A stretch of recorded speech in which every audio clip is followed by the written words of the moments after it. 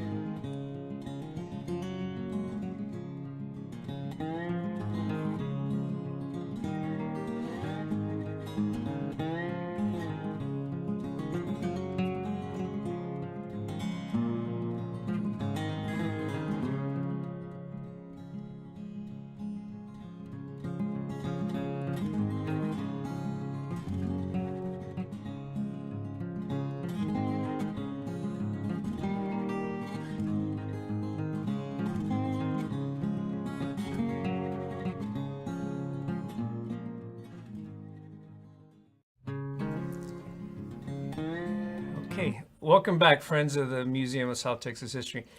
This is Melissa. And so Melissa Peña has been working with the Museum of South Texas History now for a few years. So Melissa, how long have you been working at the museum? I want to say 6 years. So yeah. What was the point of entry for you? You came in as a what? I came in as a student worker, an intern under Phyllis, who worked in archives. And then I just stuck around. At the time, you were an undergraduate student at UT Pan American? Yes, I was just getting my bachelor's. I had not graduated with my bachelor's yet. No. And you studied what? History, and then minored in anthropology. Okay. And then as you worked at the museum later, post your intern days, and you became a staff member. Right. And then you went to graduate school, and you have a master's degree in what? Archival studies. Okay. All right. So bien preparada, right? Yes. All right. Good. So Melissa, you have worked in a number of different departments across the museum. Right. And so just share with the public, with our friends, what it is that you've done in your different stints at the museum, and then what it is that you do now. Okay, so I started off in archives, and then I moved into, right before the pandemic hit, into development. I have a background in fundraising and things like that, working for nonprofits, so it was something that I could step into. That became a little more permanent that year because of the unprecedented times, and I helped out where I could, and then I was moved into exhibits at the beginning of last year and collections towards the end of the year. And is that like where your passion rests, in exhibits, or is it in archives? Is it in collections? Where is it that Melissa It really wants to live? is exhibits. I love it. I love the storytelling of it. I love being able to bring out these artifacts and people seeing them, and it sparks a conversation. It sparks that memory, and it gets people talking, and so it's telling history, teaching history based on objects, on photos, on things like that. And it's just been, I love it. It's great. Yeah, so you seem to have hit a nice rhythm here. And so you started with which exhibit that you developed and then I want to presented? say the Mexican cinema was my first exhibit. Yeah. And that one was fun. That was so fun. Do I want to repeat it? Yes, I would love to do that one again. Yeah, and have movies up so people can come in and watch them. But that was great, and I heard a lot of people talking about their memories of going to the movies and seeing these like Cantinflas and all of these actors in these movies, and that was fun to Well, I hear. remember when people were visiting the museum and said exactly that. They said, oh, I remember going to, El Teatro Alameda, or, El Cine Esto, El Otro, because along the border and really like across the United States, Mexican cinema was a real thing during the Huge. golden age of Mexican cinema. Yeah. In the Valley, there were 32 theaters that played Spanish language movies. Wow. In that time period. Yeah, it was. And a lot of people who came to visit were coming of age Right. and being shaped somehow culturally, and socially even, and sort of connecting, both with Mexico and with the movie industry and their own communities and that sort of thing. And so you heard a lot of those stories. Yes, and they're so great. That's I love terrific. them. Yeah. So you moved from the época de oro del cine, then you moved toward the development of your next exhibit, right? Right. And so which was the next one?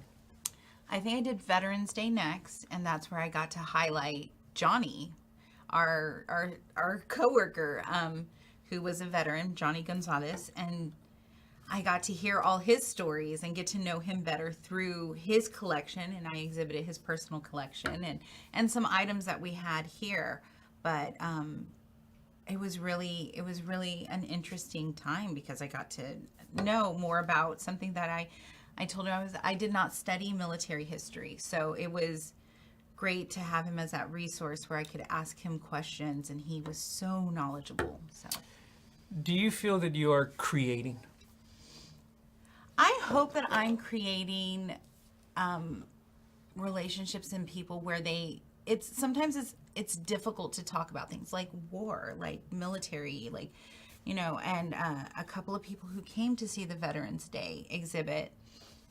I heard this one couple talking, and he's like, "Oh, I had this looks like my parachute when I would jump out," and the wife turned to him and said, "I didn't know you jumped out of airplanes."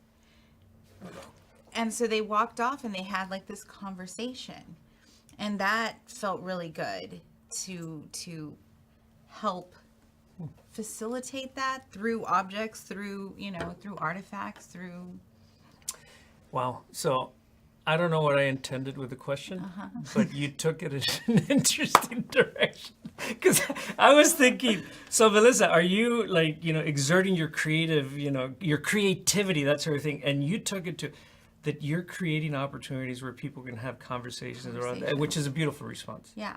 But do you feel like Yes, artistic and creative? I do feel like I get to be creative and I get to come up with. I don't have designated spaces for these exhibits, so I have to be creative in how I'm going to show things and what I'm going to do with these objects so that you do get that story out of them and it's not just a case with some things in it. Like, I don't want it to be old stuff. I want you to go through and then and think about it while you're in that, looking around, and I want to trigger memories and I want you to want to have conversations with each other. I remember you once told me, actually not once, it was a multiple occasion, I think, what is it, like commitment from you, where you said, we need to be more committed to including more voices. Yes. And so some of this was in preparation for what was going to happen that was Black History Month. Because we haven't really done a whole lot around that. Right. And so you kind of were preparing for this mentally, for a while. Talk about where you were in terms of your mind, maybe even your heart, as you began to brace yourself for February of 2022. Right. So I like the idea of highlighting people. You want to see your representation. You want to see that person that looks like you or that has the same culture as you or that has come from the same place as you. You want to see them and you want to see that they've done it. They've succeeded. And Otis Bell is one of those where I grew up knowing who he was because my uncle worked here, my dad worked here, and so I remember going over to the different places and he was there and he was just always such a charming man and he would say hello to everyone and he knew everyone. But I know that people can relate to him because he was an everyday person, but he was a good person and he left a mark. October 3rd, Otis Bell Day, so he left this mark on Edinburgh and I wanted people to see that and understand who came before them and who's done things, who's been And so there. you wanted to feature Otis Bell as part of Black History Month. And so instead of doing like the breadth of, the Black experience in South Texas, you thought, let's single in on a person. Let's find someone that you can get to know. So Otis Bell was an entrepreneur, right? He got here in the 1920s. He followed a brother, I think. He was from Seguin, maybe, Texas. Yes, he was the family before that came from the South somewhere. And so Otis Bell would settle here and he would become an entrepreneur. He became a shoe shine man. Right. And he also had a store. He had a little grocery store in their neighborhood. In the Black neighborhood, here, right over on this part of town. And he was an elder at 2 different churches and was part of the Masons. So you thought Otis Bell. Well, yeah. And then like what? What do you do? You think Otis Bell, do we have a collection of Otis Bell? It actually came it started off with me saying, who can we, and I started going through all of our materials that we have like on Juneteenth and like trying to find a family. And I think we were in the kitchen and you said, oh, we have a oral history of Otis Bell. And I was like, what? Well, the story there is that I used to teach history at the university years ago. And I would assign oral histories. Right. Go find an elder in your family, that sort of thing. So important. And there was a young woman about 1999 whose name was LaTanya Bell. And LaTanya came up to me one day and said, my grandpa is Otis Bell. And I said, Otis Bell? Because people knew Otis Bell. And so she said, can I do an oral history on him and my grandma? And I said, yes, please do. So LaTanya did this oral history, and she gave me a VHS copy that I have. Yes. And so when you said Otis Bell, I said, I have an oral history of Otis Bell. So perfect. And that's actually, if we were to take these microphones out to the lobby, we would hear the voice of Otis Bell because he's playing right now. Yes. And he's become such a staple in my day because for the last month we've heard him.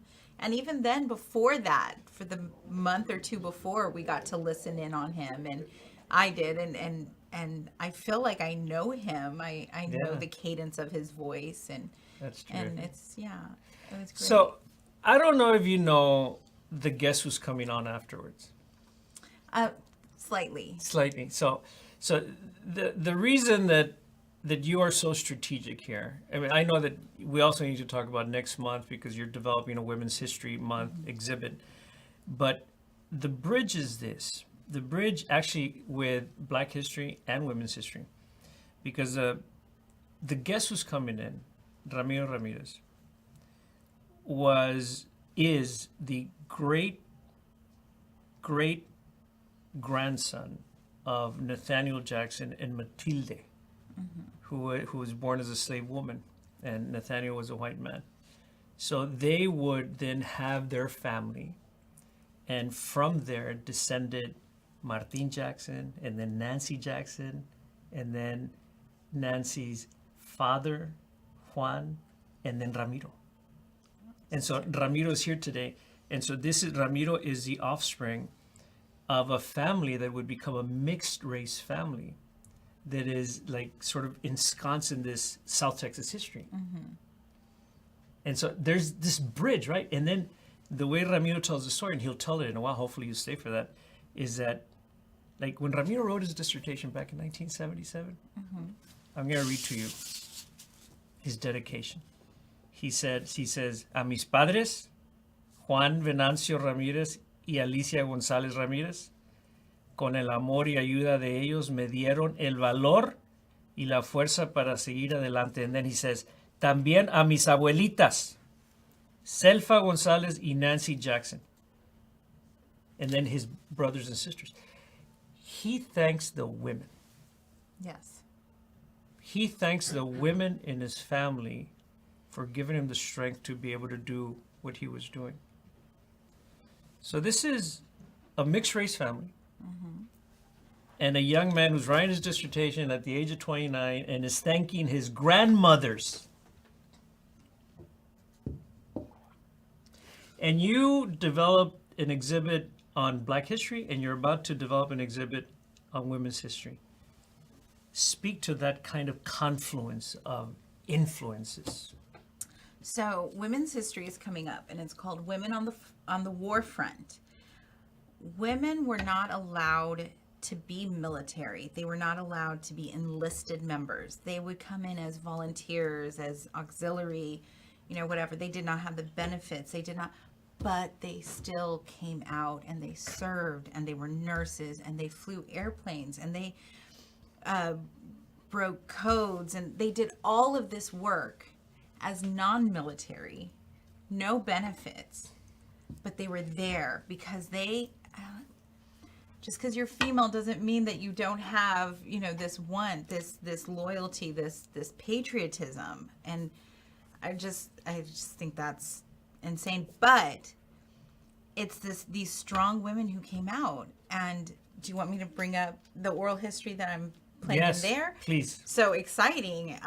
I like to play that oral history because you're hearing this person tell their own stories, and it's not me telling a story for them.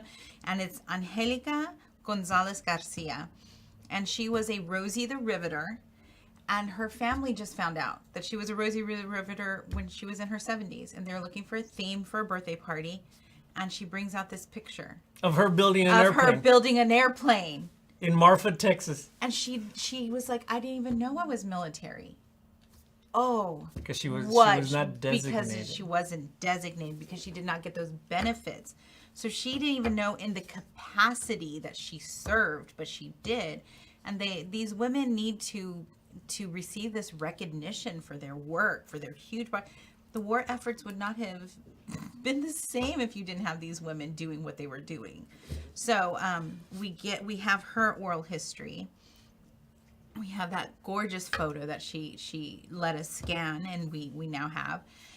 But we also have uniforms from Red Cross, a Red Cross nurse, and then a driver. And then we have the Waves uniforms. We have 2 Waves uniforms, and those women were everything. Like, they did everything. So this is not like doing like the whole history of women, right? This is a very focused look, I'm going to tell you a story. Of World War II, yeah. And the story is really giving people the space to tell their stories. Right.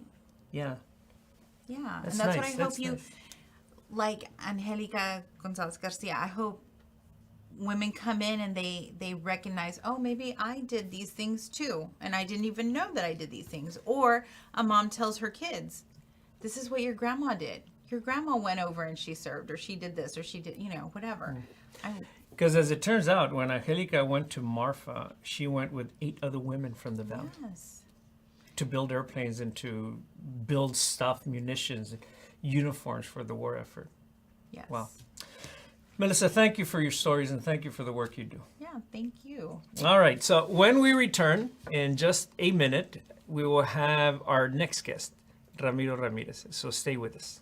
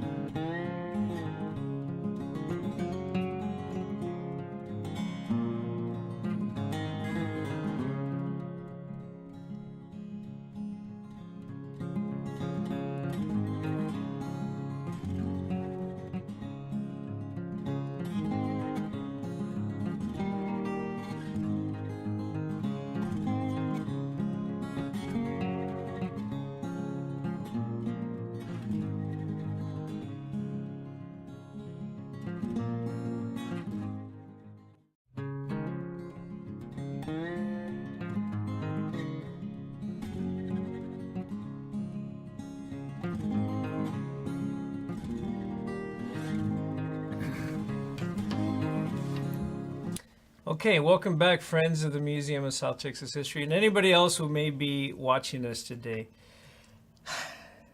Ramiro, ¿cómo estás? Pues estoy bien, estoy bien. Hay un dicho entre la raza que estoy entre verde y seco, pero Somewhere in between. ahorita estoy más verde que seco. So I don't know how much you were listening to the last segment. You were out there behind the camera, sort of like, sauntering about. I read from your dissertation. I read from what you titled Dedicatoria, where you wrote a piece. You said, a mis padres, Juan Venancio Ramírez y Alicia González Ramírez, con el amor y ayuda de ellos me dieron el valor y la fuerza para seguir adelante. También a mis abuelitas, Selfa González y Nancy Jackson, y a mis hermanos y hermanas, Lilia, Juan, Alicia, Hilda, Silvia y especialmente Abel. When you wrote your dissertation to complete your studies at the University of Michigan in a PhD, you were very, very centered in a particular family history. You understood it then, but you understand it in the year 2020 perhaps slightly differently, or do you?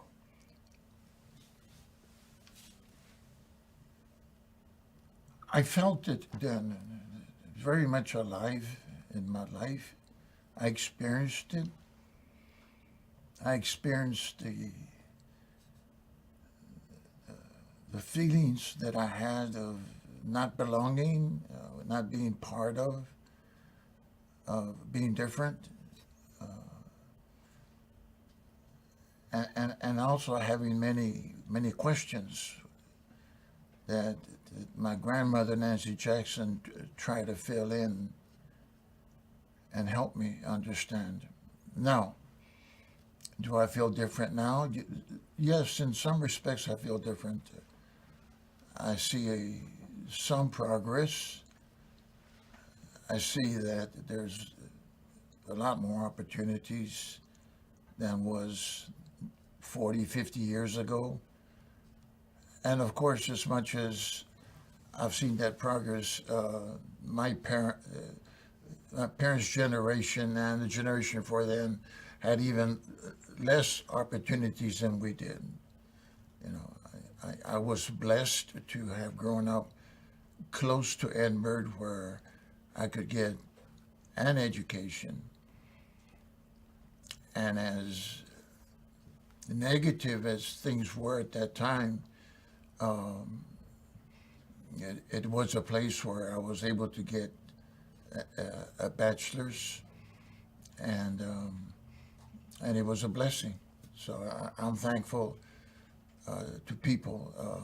Many of my peers did not have that same experience, but the fact that there were some good people around indicated that I was able to succeed at some level. So, Ramiro, part of the reason that you seemed like a strategic guest for today is because we wanted to do something around Black History Month. And so we have a pop-up exhibit on Otis Bell's Edinburgh. And then there's this narrative that continues to be slightly elusive. The narrative of people such as Nathaniel Jackson and Matilde Hicks, who would have come here in the mid-19th century before the Civil War. There is a narrative of John Weber and Sylvia Hector, who was black and had been a slave, and Weber himself was a white man. And so there is this story that comes together in South Texas where people participate in freeing enslaved people, black people. And that very likely is part of your family's story, yet we don't understand it clearly enough. Can you begin to help us piece together some of this that's a historical puzzle for South Texas, as best as you can determine, right? Because my guess is it's still in your own, kind of like mental puzzle. There's got to be some gaps still. But this starts, as I understand, with the stories of your grandmother, Nancy, and how she shared stories with you as you were a little boy. Walk through us through the Nancy stories and how Nancy becomes kind of a historian that helps us understand this narrative. I had many cousins that were older than I was. They probably know as much or more than I do, but the opportunity that I had is that I lived with my grandmother for a period of time. She had her own house, and across the driveway was our house. She would often tell me stories about how her relatives, her ancestors, our great-great-grandparents came from Alabama. We had a little TV in the late 50s, and every time, was it the 60s, I'm not sure, it was Wagon Train would come out. My grandmother would run over to see this little program of Wagon Train, and she would always point out and said, that's how my parents, that's how your grandparents, your great-grandparents came over here from Alabama. I was 8 years old. I remember being in third grade, her telling me, there's a lot of things you don't know, but I will tell you later as you get older.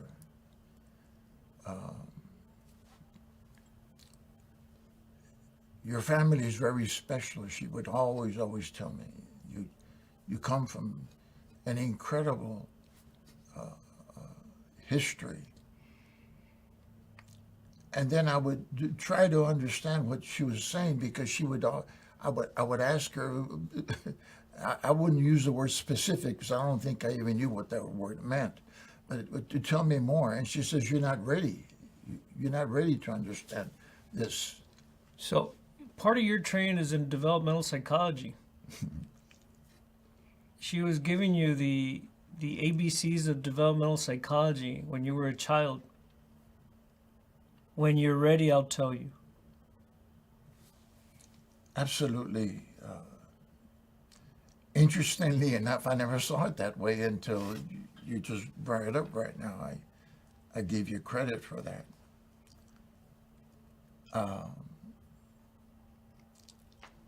There were stories about how my family came down here.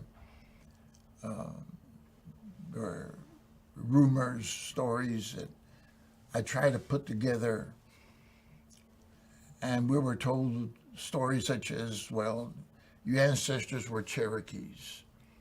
Well, your ancestors were Native Americans, both from the United States and from Central America.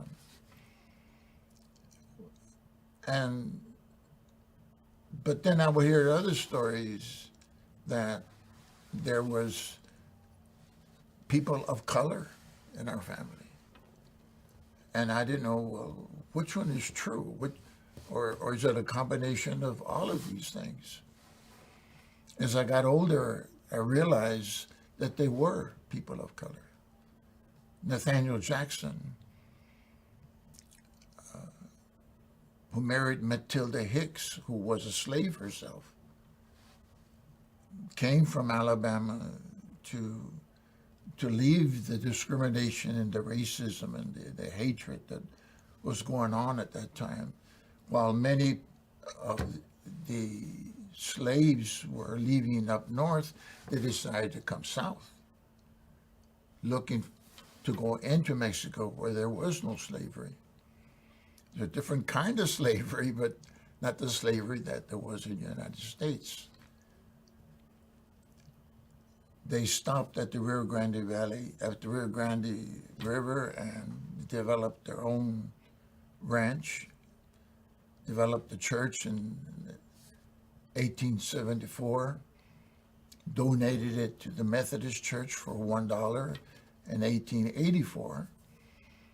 And that not only was part of the religious sector of my family, which was very, very strong, but also it became a place where the Underground Railroad, many, hundreds of people. In fact, my grandmother would say they came down from Alabama with 11 black families. Nathaniel and Matilde brought 11 black families. With other families as well.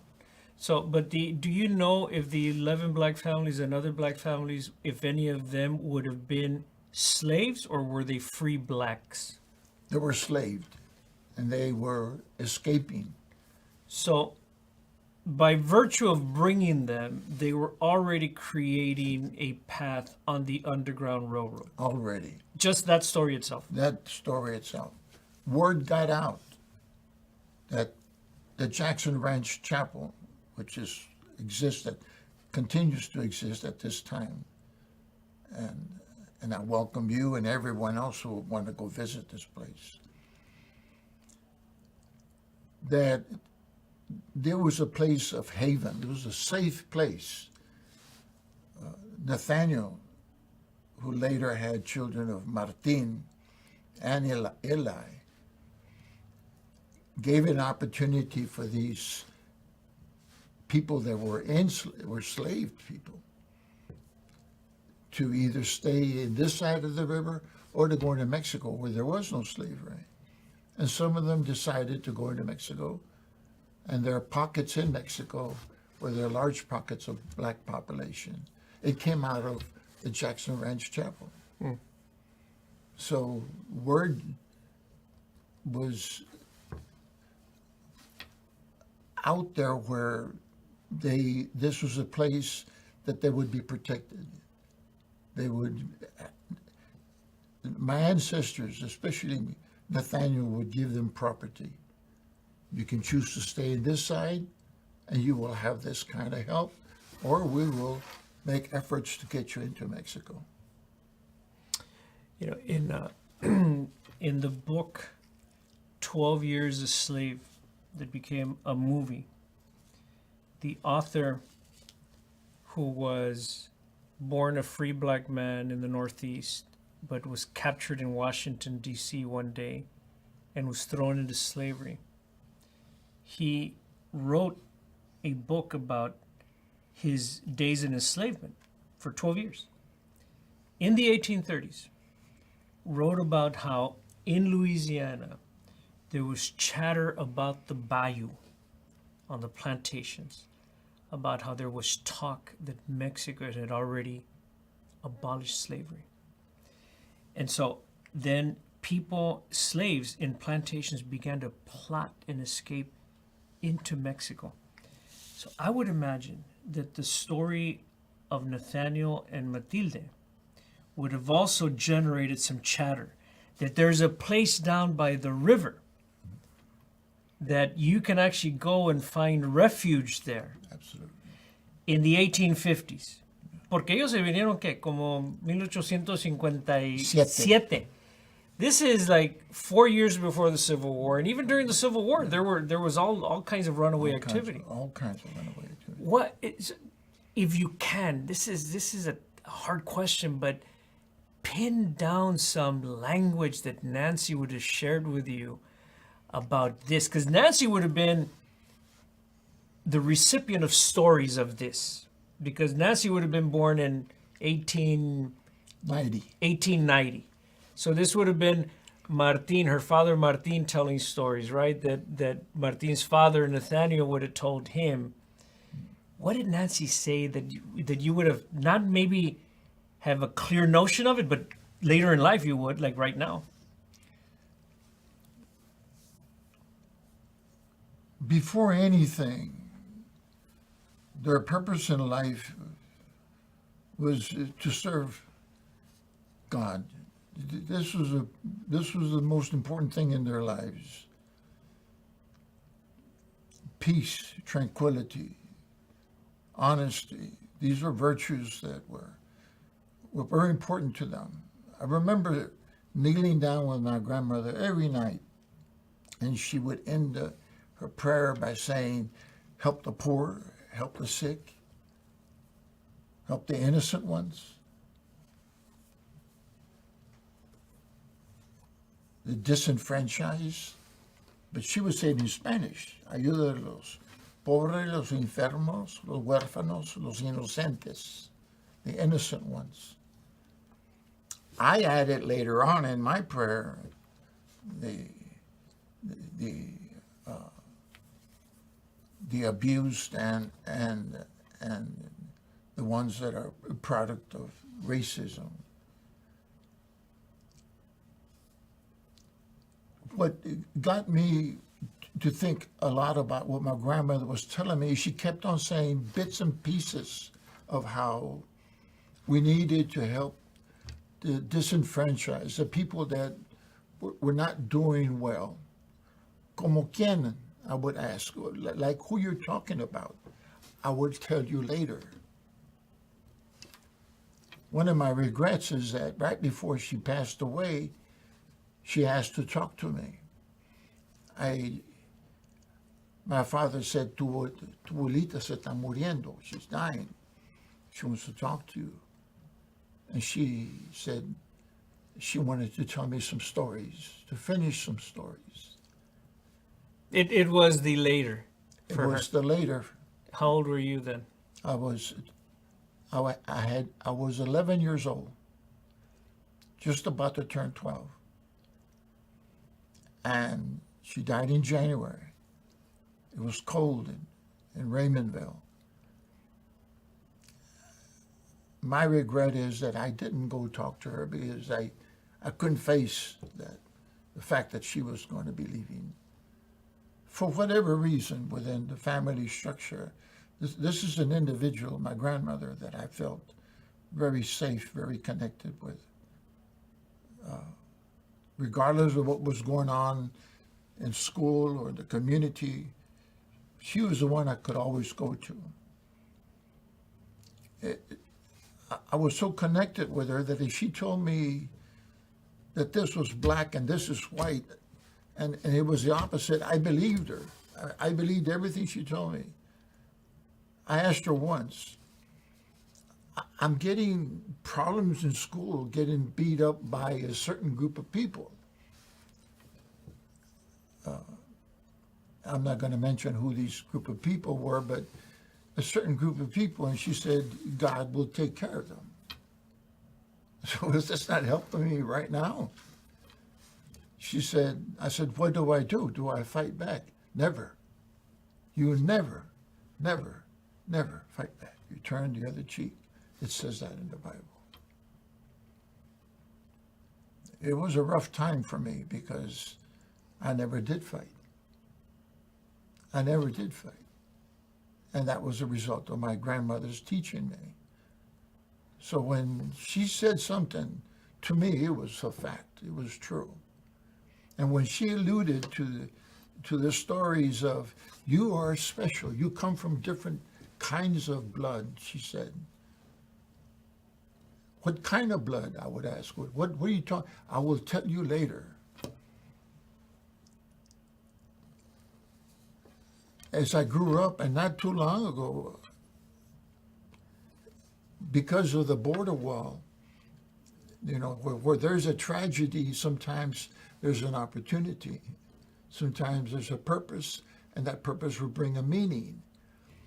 I got to meet Earth Justice from Washington. I got to meet people like Roseanne Baca Garza from Pan American, and they were able to tie the knots, the loose ends, and said, this was your grandfather that was this, and your great-great-grandmother that was black, and she was a slave. And now I was able to tie the things that my grandmother Nancy Jackson was telling me.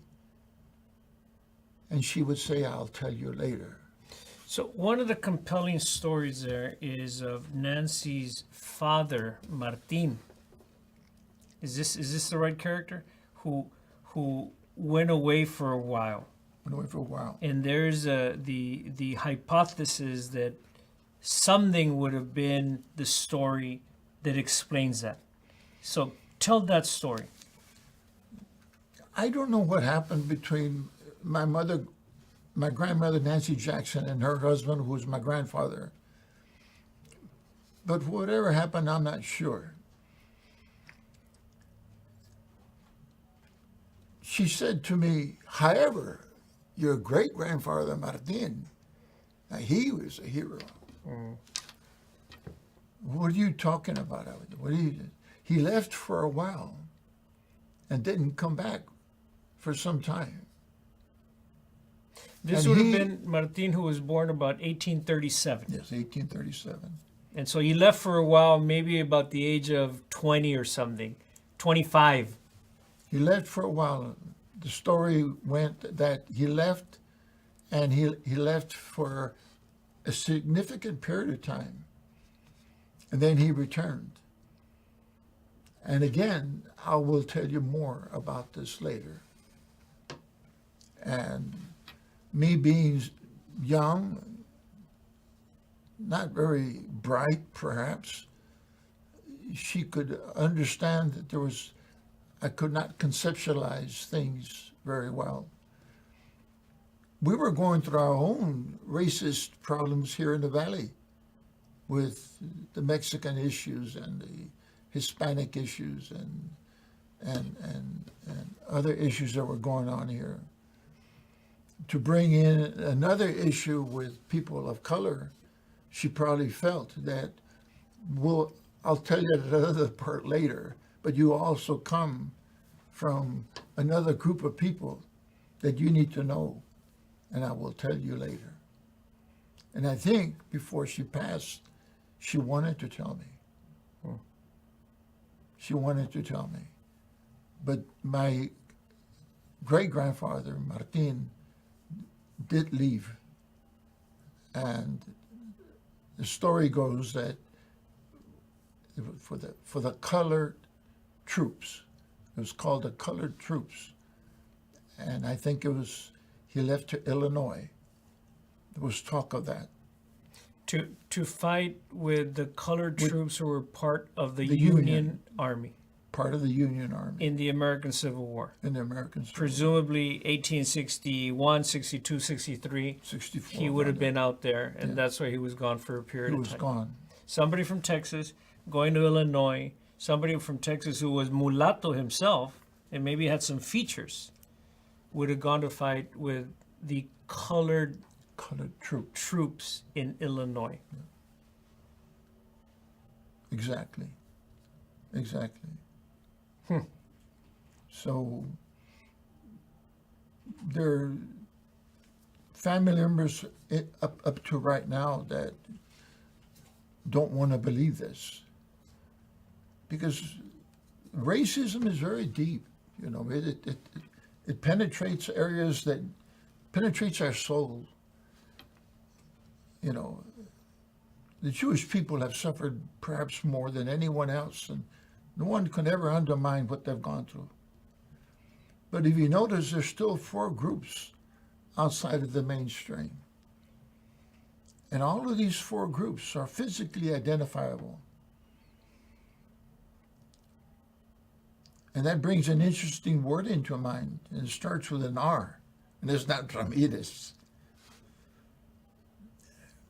But we don't want to say that exists anymore, but it still does. It exists. Many of us who have melted, who have bought into what is supposed to be this country. And by the way, there's a lot of wonderful things about this country, a lot of wonderful things. But we also need to understand how this country came about. We also need to understand that these things that existed 200 years ago, 300 years ago, still exist now. There are pockets of people that are still isolated, still different. And until you bring that up and talk about it, and I think a lot of people are tired of talking about it. They don't want to talk about it anymore. And a lot of them are even my own group of people. And I think, as that they have turned away from those people that loved them and took care of them and nurtured them. And to some extent, and I know this is going to offend some people, they must have some emotional problems themselves. But it's so deeply seated that to succeed, you have to be what is the dominant society. And I didn't make this up. Someone said, follow the money.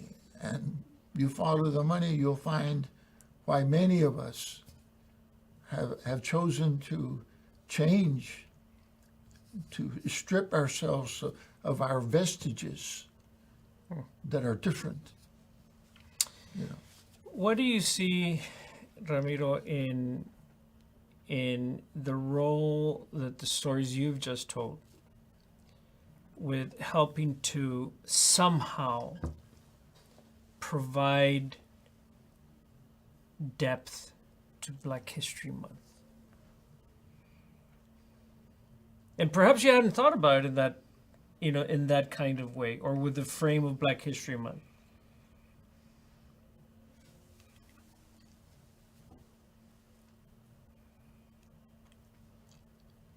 I'm glad we're having this talk. it's essential that we put down our arms, our weapons, our disgusting, hateful feelings for people that are different.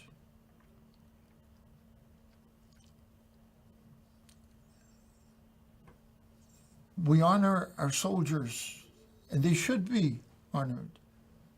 We honor our military, and they should be. We haven't done enough for them.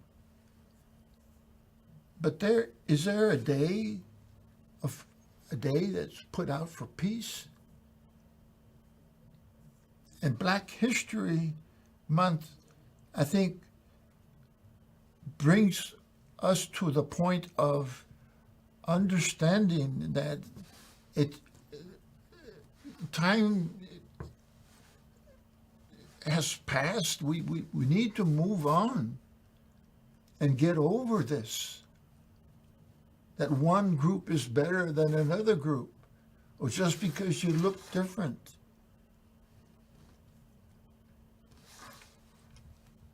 I know there's a God. There's no question about that. But when I see God, I want to ask him, why didn't you make us blind? That way a touch, that way a sound, that way a smell could bring us closer together rather than our deceiving eyes. Of course, God is perfect. He knows what he's doing. He always has and always will. But like I started at the beginning of this talk, where there's a tragedy, there's a purpose, and where there's a purpose, there's a meaning. I never expected to be in front of this kind of platform. What was a tragedy with the border wall, I got to meet a lot of people like you. I wouldn't have met you. I would not have met you. I wouldn't be sitting here. But because of people like you, and a lot of people, a lot of Anglo people who have helped me, you just haven't been enough.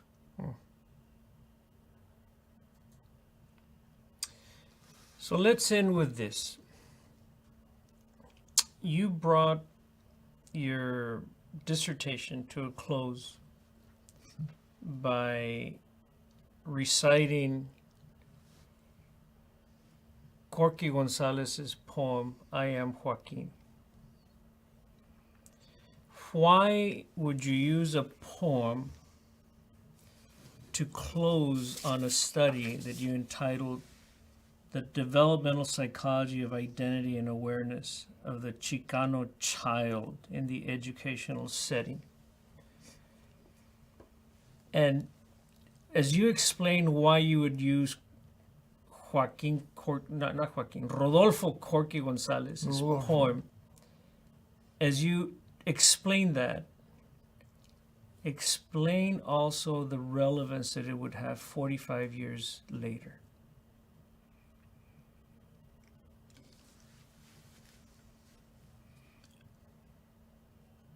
Many people don't know about Rodolfo Gonzalez. Many people don't know about Yo Soy Joaquin. But maybe if they're watching, they can Google search it.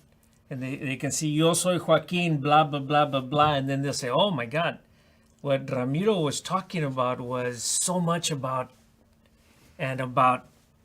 So what is that and the for you?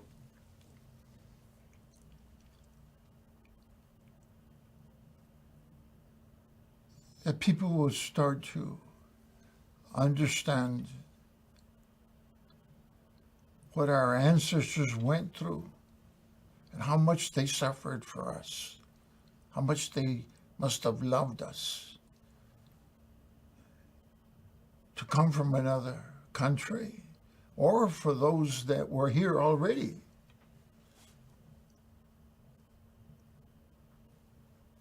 After I left the university, I spoke at a group, and I talked about Yo Soy Joaquin. I was told never to come back. I was fired from a position here in Edinburgh from a school, not Edinburgh ISD, it was another school, for talking about Yo Soy Joaquin. So, what have I done wrong?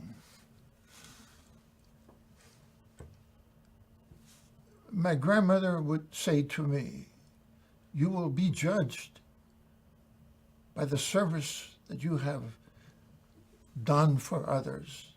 But it starts with you. You have to live in your own skin, she said to me. And you talk about a poem, you talk about a book like Yo Soy Joaquin. I learned another poem. And it goes something like this, if you would allow me to share it with you. And it says, the name of the poem is, I'd rather see a sermon. And it says, I'd rather see a sermon than hear one any day. I'd rather someone walk with me than merely show the way. The eye is a better pupil, much more willing than the ear. Fine advice is confusing, but examples are always clear. I will soon learn to do it if you let me see it done. But I can see your hands in action, but your tongue too fast may run. For the lectures you deliver may be very fine and true, but I'd rather learn my lesson by watching what you do. For I may misunderstand you in the high advice you give, but there is no misunderstanding in how you act and how you live. And Yo Soy Joaquin was the premise of that, was it talked about you are who you are your actions. You live in your own skin. Don't forget that. Don't turn back on your vestiges of your culture. Don't become emotionally disturbed because you have to have had to, that you did turn back about on those people that loved you and nurtured you and took care of you. Be who you are. God made you special. You're not better than anyone else, but you're not worse than anyone else. In spite of all of that, you're special.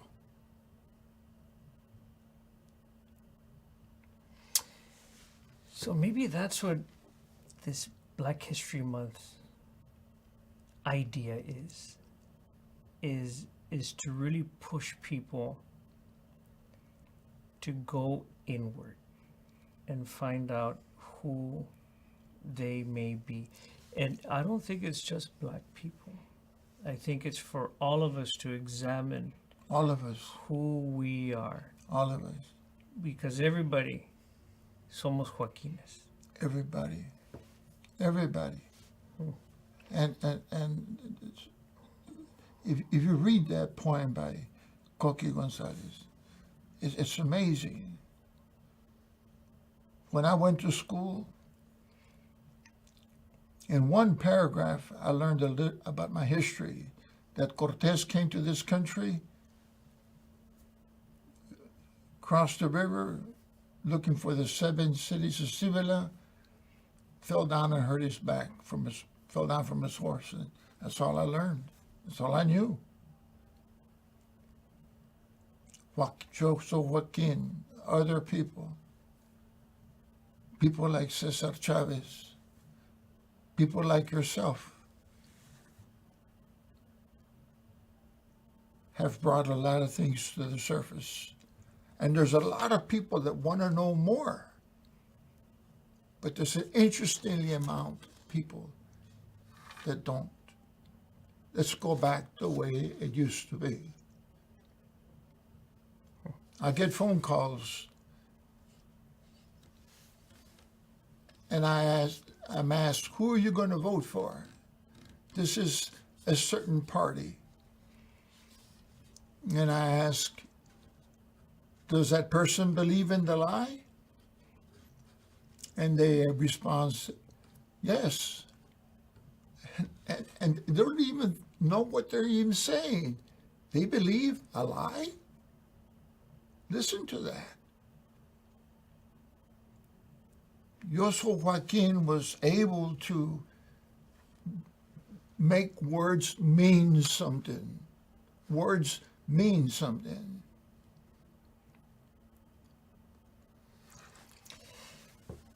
On that note, we're going to end this plática, Ramiro.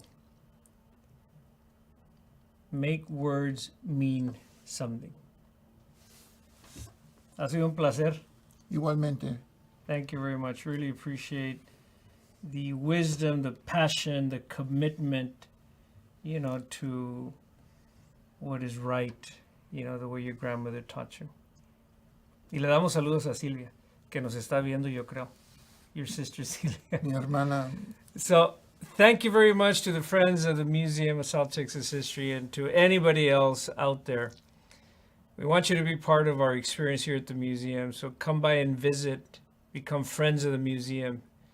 And so we will see you again in March for our next installment of Museum Pláticas. Hasta luego.